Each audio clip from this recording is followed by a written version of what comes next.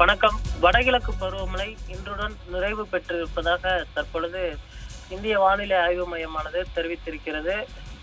இந்திய வானிலை ஆய்வு மையத்தின் அந்த அறிக்கையானது தற்பொழுது வெளியிடப்பட்டிருக்கிறது. இதில் அதிகாரப்பூர்வமாக பார்த்தோமேனால் 27 ஜனவரி 2025 வடகிழக்கு பருவமழையானது நிறைவு பெற்றிருப்பதாக தற்பொழுது தெரிவிக்கப்பட்டிருக்கிறது.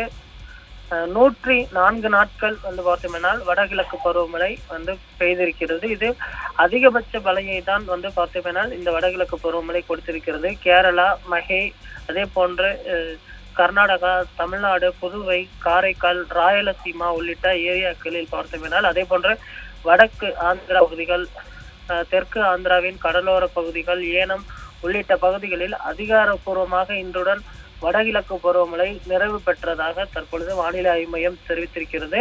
கடந்த 2024 அக்டோபர் 15 தொடங்கிய வடகிழக்கு பருவமழை 104 நாட்கள் நீடித்த நிலையில் மேற்கிலிருந்து வீசும் காற்றின் வேகம் அதிகரித்ததால் தற்பொழுது விலகி இருப்பதாக தற்பொழுது தெரிவிக்கப்பட்டிருக்கிறது.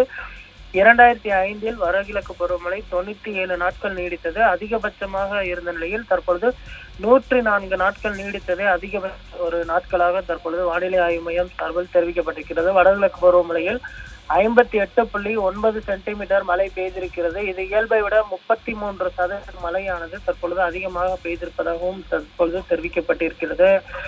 வடகிழக்கு பருவமழை நிறைவு பெற்றிருக்கக்கூடிய நிலையில் வரக்கூடிய நாட்களில் வெப்பத்தின் அளவும் தொடர்ந்து அதிகரித்தே தான் காணப்படும் என தெரிய வந்திருக்கிறது. அதே போன்று இரவு நேரத்தில் பொறுத்தமேனால் பனியின் தாக்கமும் தற்பொழுது அதிகரித்து காணப்படுகிறது.